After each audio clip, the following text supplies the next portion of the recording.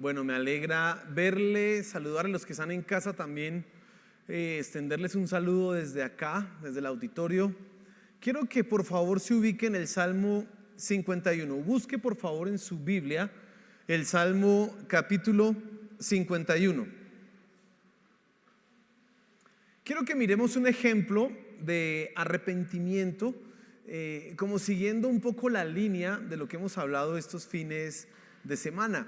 Recuerde que estamos haciendo una serie de enseñanzas que tiene que ver como con los básicos de lo que es ser cristiano. Entonces dijimos que ser cristiano es nacer de nuevo.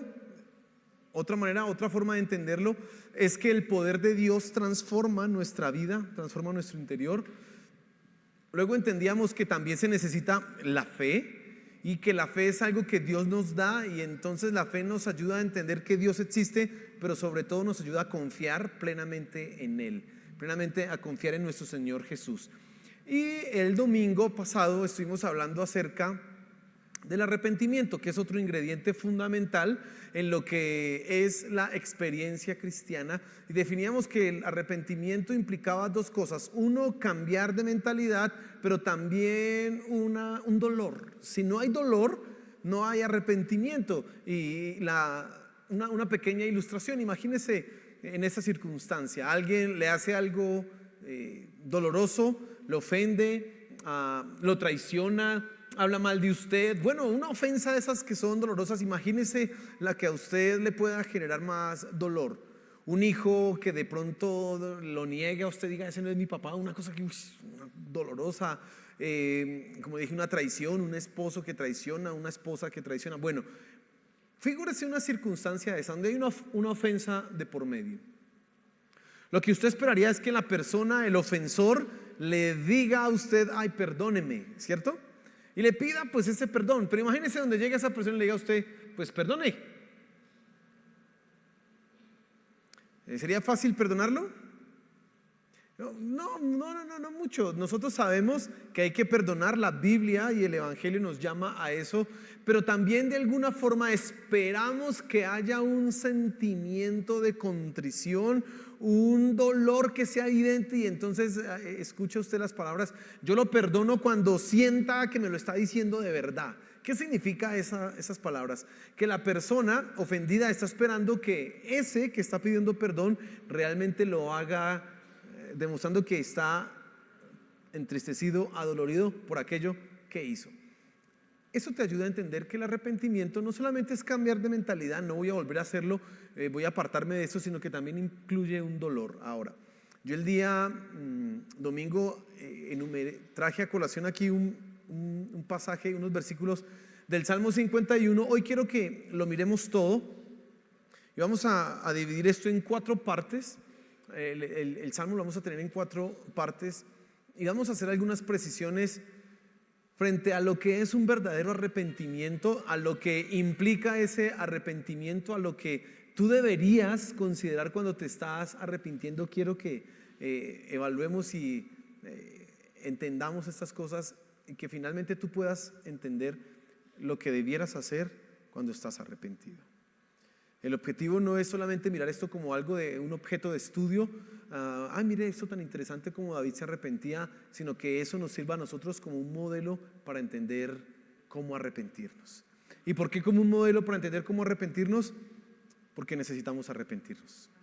Constantemente estamos fallando, constantemente estamos pecando, ya sabes que toda ofensa que hagas contra una persona, en último término, es contra Dios mismo. Así que siempre tendremos que ir ante la presencia de Dios diciéndole: perdóname. Pero entonces, ¿cuál sería la mejor actitud o la manera correcta de hacerlo? Eso es lo que quiero que miremos esta noche de acuerdo al Salmo 51. Así que oremos antes de estudiar la palabra, mirarla en detalle. Señor, gracias por esta tarde. Gracias porque podemos el día de hoy reunirnos una vez más a adorar tu nombre. Gracias a esa preciosa sangre que en la cruz del Calvario pagó el precio por nosotros, por nuestra maldad, por nuestro pecado.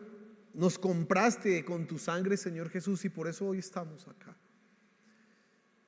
Háblanos a través de tu palabra, y que ese Salmo 51 sea instructivo para nosotros, pero sobre todo que toque nuestro corazón. Te lo suplicamos, Padre Celestial. Amén y amén. Entonces vamos a mirar los primeros 4 versículos del Salmo 51 y fíjate mucha atención a cómo empieza el rey David hablando. Dice: ten piedad de mí, oh Dios, conforme a tu misericordia, conforme a lo inmenso de tu compasión, borra mis transgresiones. Lávame por completo de mi maldad y límpiame de mi pecado, porque yo reconozco mis transgresiones y mi pecado está siempre delante de mí. Contra ti solo he pecado y he hecho lo malo delante de tus ojos, de manera que eres justo cuando hablas y sin reproche cuando juzgas.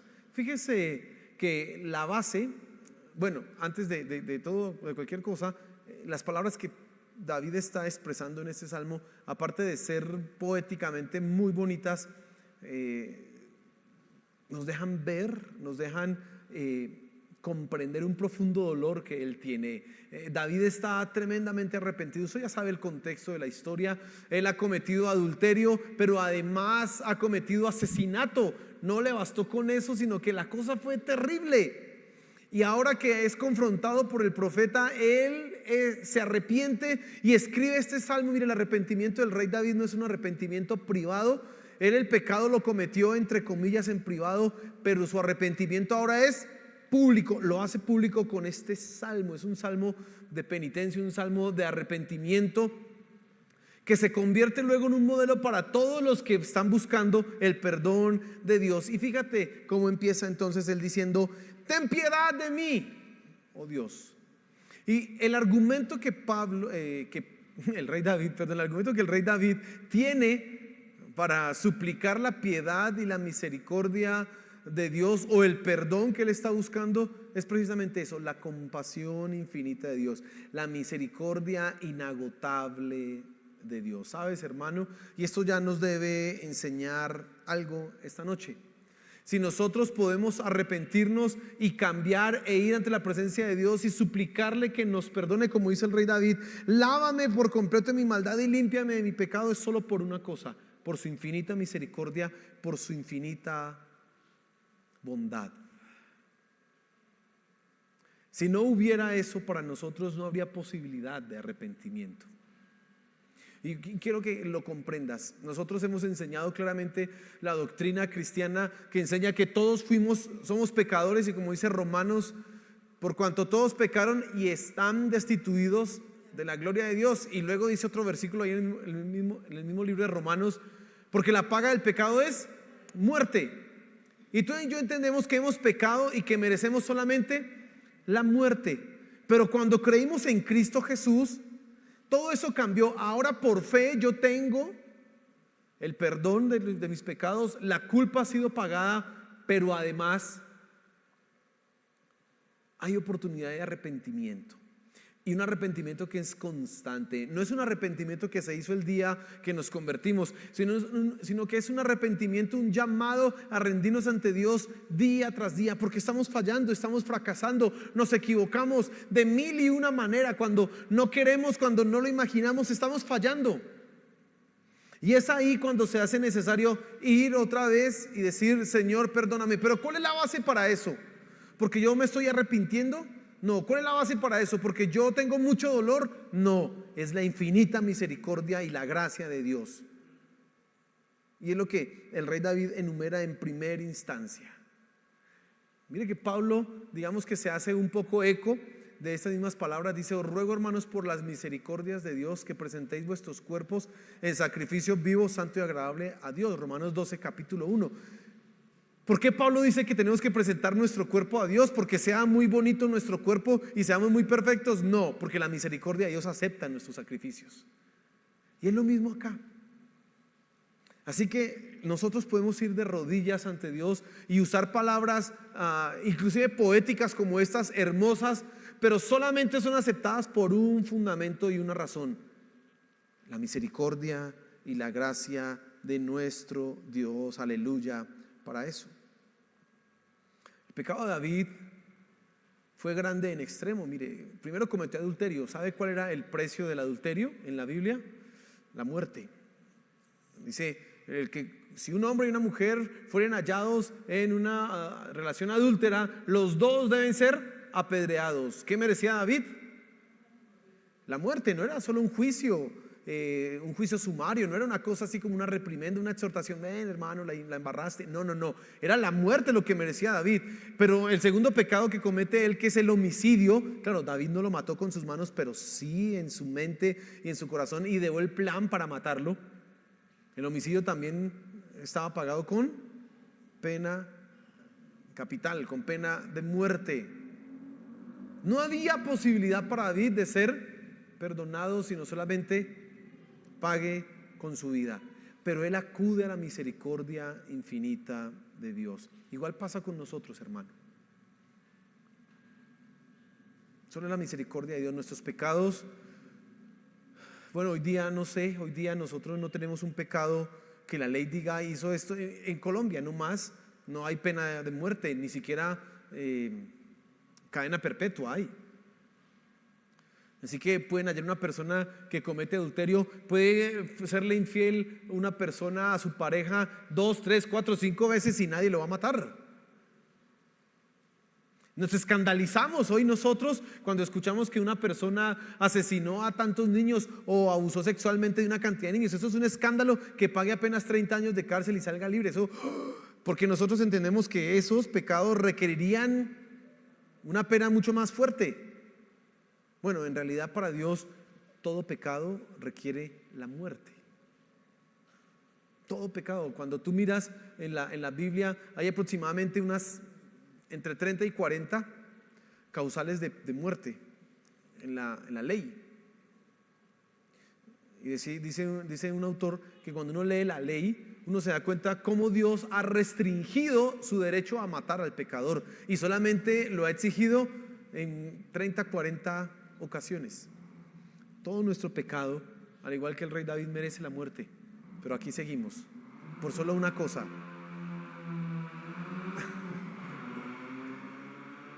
Y vuelvo a enfatizarlo: la misericordia de Dios. Amén.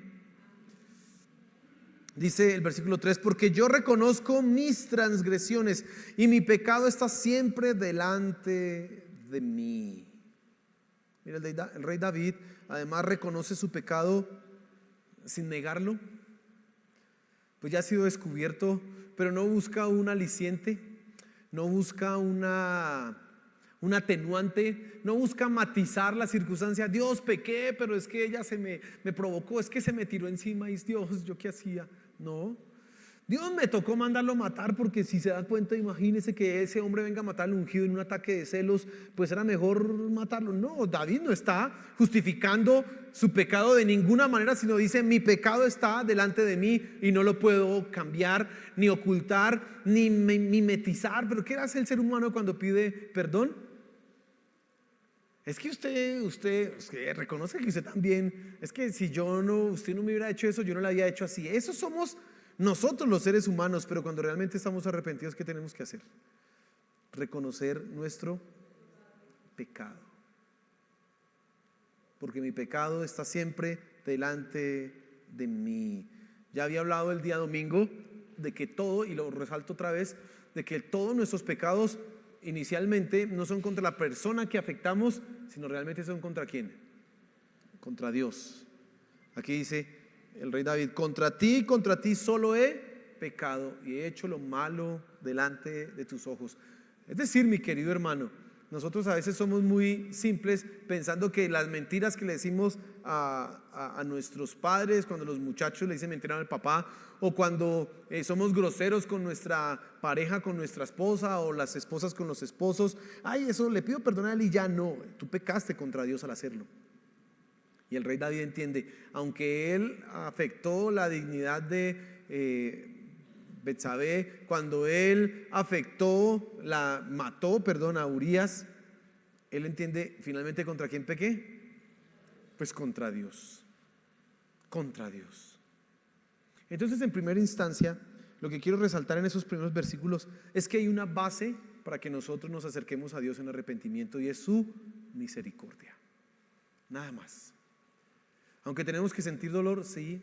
Aunque tiene que haber un cambiar de pensar nuestra mentalidad, claro, en realidad lo que necesitamos es la infinita misericordia de Dios, porque si no existiera eso, por más que lloráramos, no habría posibilidad de ser perdonados.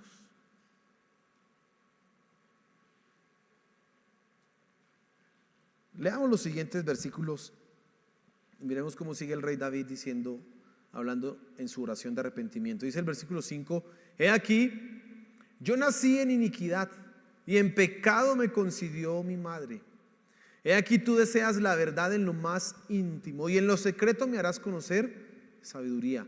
Purifícame con hisopo y seré limpio, lávame y seré más blanco que la nieve. Hazme oír gozo y alegría, que se regocijen los huesos que has quebrantado. Esconde tu rostro de mis pecados y borra todas mis iniquidades. Mire cómo continúa el rey David. Él termina diciendo: el pecado que yo he cometido finalmente es contra ti, y luego se va a una afirmación un tanto extraña cuando dice: he aquí, yo nací en iniquidad y en pecado me concibió mi madre.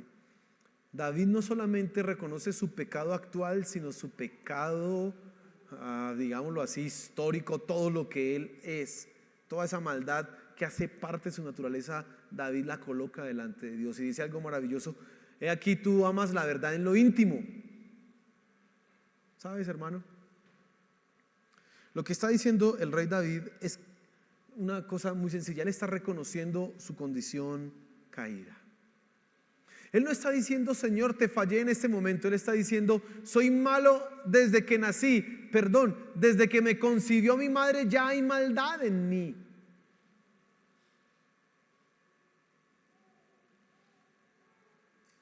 A veces nos limitamos nosotros a entender que nuestro pecado es ese pecado actual, ese pecado que estoy cometiendo ahorita, pero nos olvidamos en realidad que nuestra naturaleza está profundamente corrompida, profundamente caída. Aún el rey David, el escritor de semejantes salmos tan hermosos que hay, un hombre que dice en la Biblia que era conforme al corazón de Dios, un hombre con un conocimiento. Mire, tanto amaba él el templo que su deseo de hacer el templo le ganó a sí mismo un pacto divino en donde le dijo: tú siempre tendrás un hijo sentado en el trono, y de la descendencia del rey David viene nuestro Señor Jesús. Él cometió semejante atrocidad, semejante pecado. ¿Por qué reconoce el rey David? ¿Por qué el rey David hace esto? Pues por una sencilla razón, es lo que reconoce en esos versículos que acabamos de leer. Él entiende su condición caída y sabe que aún desde que fue concebido, la maldad habita en él. Y mira, hermano, eso es algo que es fundamental en nuestro arrepentimiento. Un reconocimiento de toda nuestra naturaleza caída. No solamente es el pecado por el cual hoy tú tendrás que arrepentirte, es que también tienes que entender: Señor, tú sabes lo profundamente caído que soy. Tú sabes lo profundamente corrompido que soy. Aún antes de que yo hablara, aún antes de que yo caminara y corriera, ya había maldad en mi interior. No la podía llevar a cabo porque no tenía la capacidad para hacerlo. Era un bebé dependiente. Pero ahora que he crecido, lo hago real, y David reconoce eso. Él entiende no solamente que su pecado es grande por lo que hizo con Betsabé y con Urías, sino desde pequeño él entiende que está siendo un hombre malvado. Y él dice: aquí tú amas la verdad en lo íntimo. Y sabes, ese amar la verdad en lo íntimo no es solamente, como dice el Salmo 15, que nosotros tenemos que ser sinceros con todas nuestras, en nuestro interior, sin intentar engañarnos a nosotros mismos, sino que si tú lo miras en el contexto, David está entendiendo: no puedo negar que soy malo desde el inicio. No puedo negar que soy malo aún desde que me concibió mi mamá. Aún cuando ese gameto, ¿es que se llama? Aun cuando ese gameto apenas tenía una semana, cigoto, cuando ese cigoto estaba ahí con 2, 3, 4, 5 semanas, ya estaba ahí la semilla del mal, ya. Hermano, reconoce tu maldad. El arrepentimiento también implica un conocimiento, y es un conocimiento profundo de nuestra pecaminosidad. Y no solamente es con el pecado actual que yo cometo, sino con esa raíz de maldad que cargamos nosotros. Que aunque hemos nacido de nuevo, que aunque el poder de Dios nos ha transformado, aún así luchamos contra esa tendencia. Aún así, mire lo que hizo el rey David. Mire. Pero además el rey David dice: purifícame con hisopo y seré limpio, lávame y seré más blanco que la nieve. Y David entonces pide a Dios que lo purifique, porque él sabe que el único que puede cambiar esa naturaleza caída es Dios, nada más. Mi hermano, no solamente tenemos que arrepentirnos del pecado actual que cometemos, sino de ese pecado histórico que arrastramos aún desde que fuimos engendrados.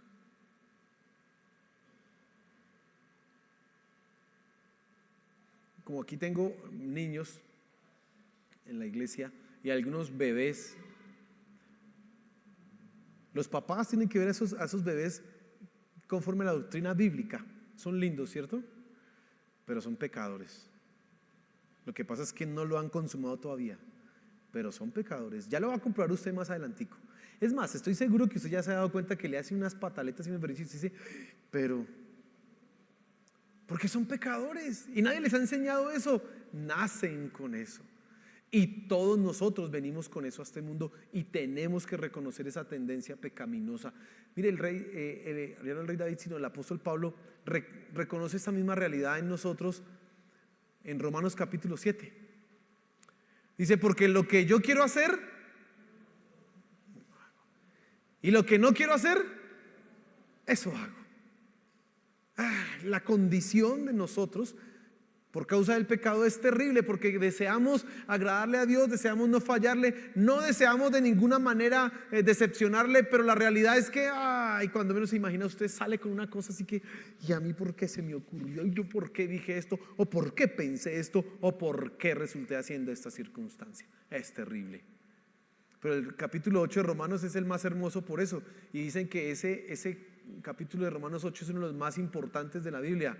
Ahora pues ninguna condenación hay para los que están en Cristo Jesús, los que no viven conforme a la carne, sino conforme al Espíritu. Bueno, el hecho de estar en Cristo nos libera de esa presión, porque ¿quién podría presentarse ante Dios cuando la exigencia de perfección es absoluta? Ninguno. Entonces, mi querido hermano, en segundo lugar, usted tiene que reconocer esa maldad que llevamos nosotros en nuestro ADN pegado ahí. Esa sí es la herencia que nos han dejado nuestros padres. Puede que usted diga: mi papá no me dejó ni una casa ni nada. No, pero sí le dejó pecado. Eso sí, ahí viene, tranquilo que ahí está. Eso, herencia tenemos, y harta. Bien dice el dicho, ¿no? Hijo de tigre sale pintado, y hijo de humano sale pecador.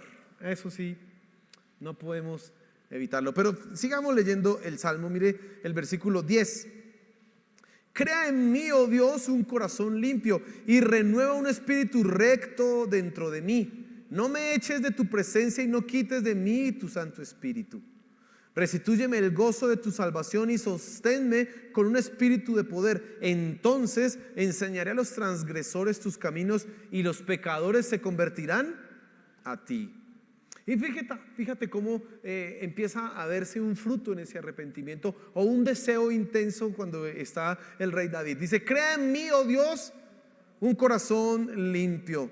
Luego dice: no me eches de tu presencia, restitúyeme el gozo de tu salvación. Más adelante el versículo 14 va a decir: líbrame de delitos de sangre. Es decir, hay un clamor acá. Él primero reconoce su maldad, reconoce que desde que es un feto es pecador, pero ahora viene una petición: purifícame, límpiame, crea en mí un corazón limpio y renueva un espíritu recto dentro de mí. Esa palabra corazón y espíritu son sinónimos, y son sinónimo de la vida interna del rey David, de su alma.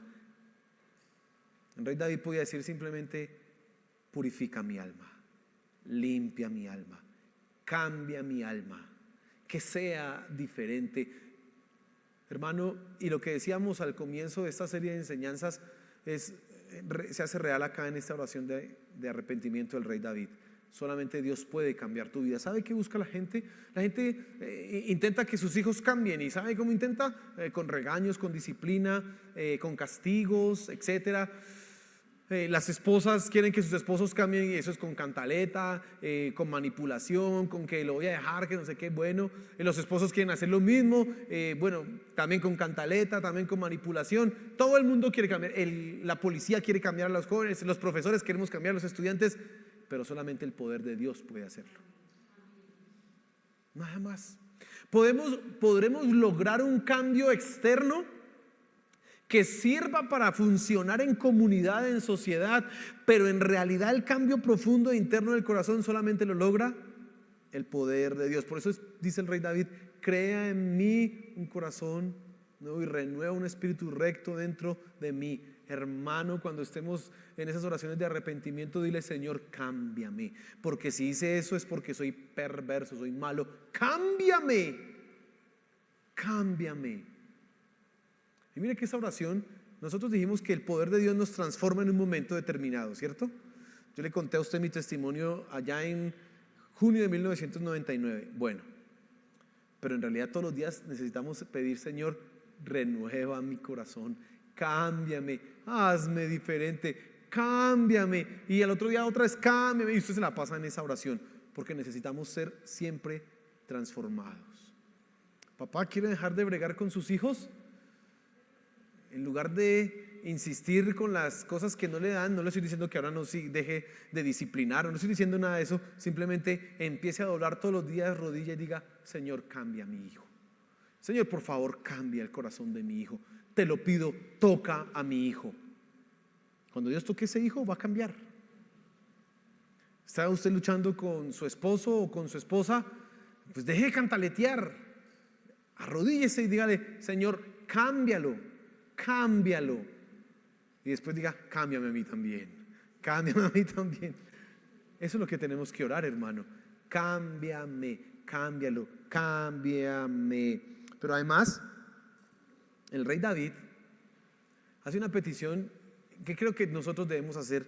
Y dice: no me eches de tu presencia y no quites de mí tu Santo Espíritu. Una de las cosas que hace el pecado tremendamente es alejarnos de la presencia de Dios. Claro, nosotros sabemos que la presencia de Dios está en todo lugar. Él es omnipresente. Pero estamos hablando de esa presencia que nos hace, como dice el rey David en el siguiente versículo, como habla en el siguiente versículo: devuélveme el gozo de tu salvación y espíritu noble me sustente. Dice: recrea los huesos que has abatido.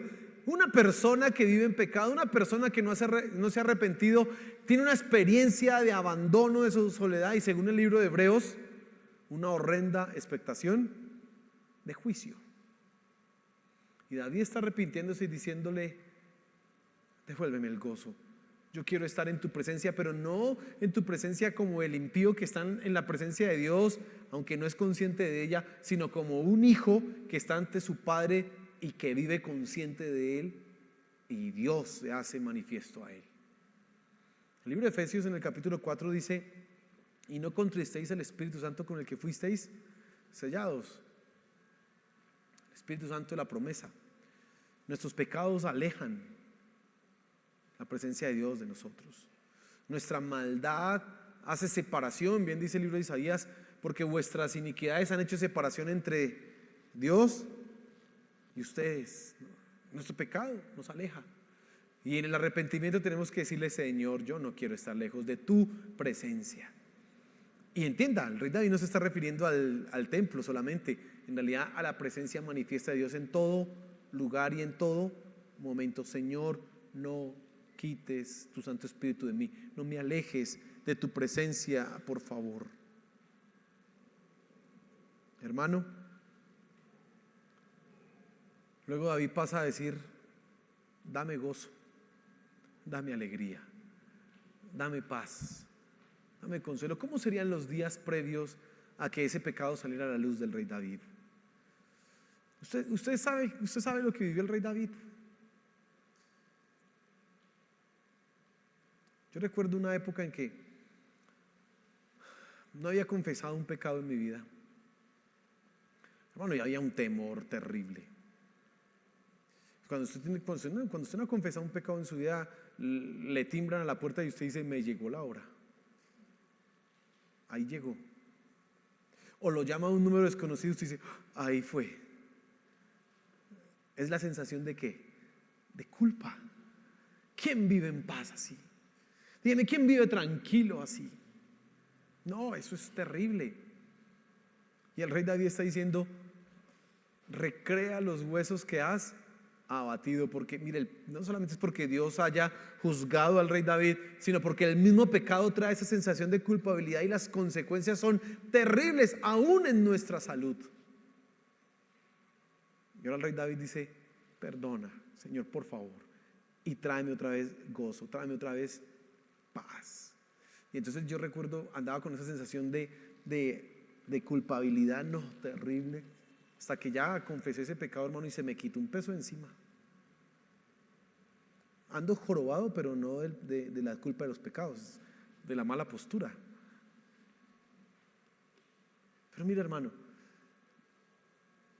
si tú no te arrepientes, vas a empezar a cargar sobre tu mente y tu corazón una acusación que te va a robar toda la paz, que te va a quitar la tranquilidad. Y si tú eres un hijo de Dios, vas a añorar esa tranquilidad. Si eres uno que no ama a Dios y que es un conchudo, pues te hará lo mismo, seguirás ahí como si no pasara nada. Pero los que amamos a Dios no podemos vivir sin haber arreglado un asunto de esos. Necesitamos arreglarlo. Y David está diciendo eso, Señor, necesito gozo. Y luego termina diciendo, y entonces enseñaré a los transgresores tus caminos y los pecadores se convertirán a ti. Y tú ves, empiezas a ver el fruto de ese arrepentimiento. Cámbiame, devuélveme el gozo y yo me voy a convertir en un predicador. ¿Y qué iba a predicar el rey David? ¿Usted qué cree que iba a enseñar? Pues yo creo que hubiera enseñado esa experiencia. ¿Sabe que una vez me puse ahí de perezoso en la azotea y la embarré? Y después de que la embarré, metí la pata peor. Metí primero la derecha y después la izquierda. Maté. Pero la misericordia de Dios, no hagas lo mismo. Ahora él iba a enseñar a los demás. Hay un cambio, ¿sí ves? Hay un cambio en él. Sigamos leyendo los últimos versículos del Salmo y dice, líbrame de delitos de sangre, oh Dios, Dios de mi salvación. Entonces mi lengua cantará con gozo tu justicia. Abre mis labios, oh Señor, para que mi boca anuncie tu alabanza. Porque no te deleitas en sacrificio, de lo contrario yo lo ofrecería. No te agrada el holocausto. Los sacrificios de Dios son el espíritu contrito. Al corazón contrito y humillado, oh Dios, no despreciarás. Haz bien con tu benevolencia a Sión, edifica los muros de Jerusalén. Entonces te agradarán los sacrificios de justicia, el holocausto y el sacrificio perfecto. Entonces se ofrecerán novillos sobre tu altar. Quiero que se fijen la relación que hay entre la adoración y el arrepentimiento. Los últimos versículos empiezan a hablar de adoración. Miren lo que dice el versículo 14. Líbrame de delitos de sangre, de lo que él había cometido, Dios de mi salvación, y entonces mi lengua cantará con gozo de tu justicia. Alabanza. Luego el siguiente salmo, abre mis labios, oh Señor, para que mi boca anuncie tu alabanza. David empieza a hablar ahora de adoración, luego va a hablar de sacrificios. Usted sabe que la ley de sacrificios que había en el Antiguo Testamento indicaba la alabanza y la adoración que debía dársele a Dios. Pero David vincula a todo esto con el arrepentimiento. Líbrame de pecado para que pueda cantar de tu alabanza. Abre mis labios, pero después de que ha sido limpio el pecado, para poder adorarte a ti bien. Y él dice, tú no quieres sacrificios, sino que yo te los daría. Tú no quieres sangre de toros, yo te los podría dar. Y luego agrega, el corazón contrito y humillado es lo que Dios no va a despreciar. La alabanza está profundamente vinculada con el arrepentimiento que tú y yo tenemos. Y un principio para poder nosotros ofrecer a nuestro Dios acción de gracia, levantar nuestras manos al cielo, es arregla las cosas con Él, arrepiéntete, cambia, lucha con esas tendencias, haz las cosas correctamente. Y entonces, cuando Dios ve un corazón contrito y humillado, ahora sí va a aceptar el sacrificio. Mira, finalmente la adoración es un asunto que le interesa a Dios desde lo interno no tanto lo externo que hagamos. Y cuando lo interno está bien, un corazón entregado a Él, lo externo es agradable para Dios. No al revés, hermano. Una vez que tu corazón, dice, un corazón contrito y humillado, Dios no desprecia. Una vez que tu corazón ha arreglado las cosas, recuerde, ha hablado la verdad en lo íntimo, ha reconocido su maldad, ha reconocido que es la misericordia de Dios la que le permite acercarse en arrepentimiento y perdón. Una vez que ha dicho, purifícame, transfórmame, ahora sí, levantar las manos, cantar una canción será agradable. Y es lo que dice al final, dice, los sacrificios de Dios son el Espíritu, el versículo 19. Entonces te agradarán los sacrificios de justicia, el holocausto y el sacrificio perfecto. Primero en el versículo 16, como que Dios no quisiera sacrificios, pero luego en el versículo 19, sí quiere sacrificios. Dios quiere tu alabanza, pero primero entrega tu corazón. Y el arrepentimiento es fundamental para eso. Mi querido hermano, este salmo ilustra profundamente cómo debe ser nuestro arrepentimiento. Hay emociones en este salmo. El rey David está profundamente dolido por lo que ha hecho, pero además lo hace de una manera hermosa. Derrama su corazón ante Dios en ese arrepentimiento, reconociendo su pecado actual, luego su pecado, como yo le digo ahorita, lo estoy llamando histórico, ese que trae desde que fue concebido. Luego empieza a decirle, Señor, purifícame, solo tú tienes el poder para hacerlo. David reconoce que solo es en la misericordia de Dios que hay perdón. Y para nosotros es igual, hermano. La misericordia de Dios expresada en el sacrificio y muerte de Cristo. Aunque cuando David escribió esto, nuestro Señor Jesús no había muerto, Él en fe también lo hace. ¿En cuál fe? En la de un día, el sacrificio de Cristo. Nosotros lo hacemos en fe, pero en lo pasado. Ellos lo hacían en fe, en la fe hacia el futuro. Nosotros lo hacemos en la fe de lo que ya sucedió. Pero siempre ha sido lo mismo. No te permitas tú llegar a la iglesia o hacer tus oraciones matutinas o vespertinas sin haberte arrepentido. No permitas que tu corazón se endurezca. Siempre tenemos un motivo para arrepentirnos. Siempre tenemos una razón para hacerlo. Hay siempre constantes cosas que necesitan ser corregidas en nosotros. Siempre. Pues cuando llegue el momento de hacerlo, hazlo correctamente. Porque eso se pide de ti. Esa es tu respuesta a lo que Dios ya ha hecho en tu corazón. Esa es la respuesta correcta a la fe. Un corazón arrepentido. Hazlo, hermano. Y si tú eres honesto y sincero con Dios, tendrás que reconocerlo, que todos los días tendrás que hacerlo. Casi que cada minuto y cada segundo tendrás que estar, Señor, perdóname. Señor, perdóname. Pero la maravilla del Evangelio es que no hay ninguna condenación si hemos creído en Cristo Jesús. Aunque nos arrepentimos, no hay esa condenación. Aleluya. Bueno, esto es maravilloso. Esto es glorioso. Esto es glorioso. Que esto entonces te llene de esperanza, porque aunque haya dolor por el pecado, sabes, pero mi Cristo murió por mí y en eso soy aceptado por Dios. En eso soy perdonado y podemos seguir adelante. Amén. Señor, gracias por tu palabra esta noche. Gracias por tu palabra, Padre Celestial. Señor, ¿cuánto fallamos? ¿Cuánto nos equivocamos, Señor de los cielos? Pero aquí hemos entendido, Señor, lo que significa el arrepentimiento. Hemos visto un ejemplo de cómo tú deseas que nos arrepintamos. Y hoy te pedimos, Señor, que esto quede en nuestros corazones. Y empezamos ya pidiéndote perdón. Perdónanos, Señor, por nuestra maldad, por pecados que ni siquiera a veces somos conscientes que cometemos. Perdónanos, te lo suplicamos, Padre de los cielos. Por favor, perdónanos. Por favor. Por favor, mi Señor. Ayúdanos.